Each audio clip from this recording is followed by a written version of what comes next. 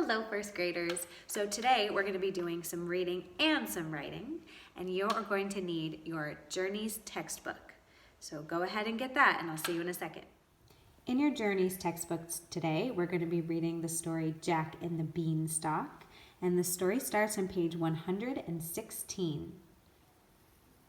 So find page 116. Hit pause if you need me to wait for you.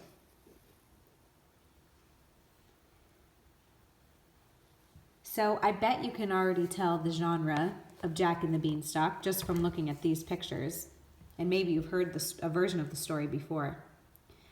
I mean, I see this boy running on some clouds. So I know this can't be nonfiction, right? It can't be true.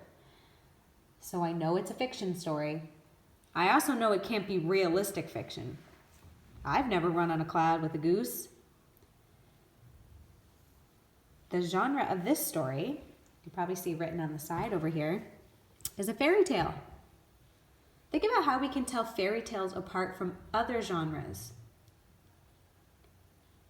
Fairy tales usually start and end with some special words. Think about the special words that usually come at the beginning and end of fairy tales. At the beginning of fairy tales are usually the words, "once upon a time." And at the end of fairy tales, usually see the words, "happily ever after." We can tell fairy tales apart from fables because in a fable, the person usually learns a lesson. Like when we read Jack and the Wolf, and he learned not to cry wolf. So this one isn't a fable, so there might not be a lesson to be learned in this one. It's a fairy tale. So I want you to read Jack and the Beanstalk on your own and pause the video here. If you're back, you must have read it. I hope you enjoyed it. Now I'll read it to you. Jack and the Beanstalk. Once upon a time, there was a boy named Jack. He and his mom had no money for food because someone had taken their goose. Sometimes it would lay golden eggs for them. Jack went to sell their cow. He met a man. "I will trade these special beans for your cow," the man said. Jack came home. His mother was mad. She threw the beans on the ground. Soon a beanstalk grew. Jack climbed it. At the top was a huge castle. Inside, Jack found his goose in a cage under a table. Then Jack heard, "Fee, fi, fo, fum. Look out, here I come." It was a giant. First, Jack grabbed the goose. Then he ran right out the door.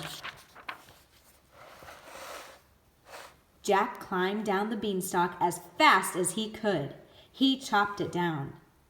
Now, Jack and his mother were safe, and they had their goose. They all lived happily ever after. I noticed those special words at the beginning and at the end. Now I want you to look through the story again and see if you can find some of our sight words from this week. Pause the video if you need more time. I noticed quite a few of our sight words in this story. I noticed the word food, the word sometimes.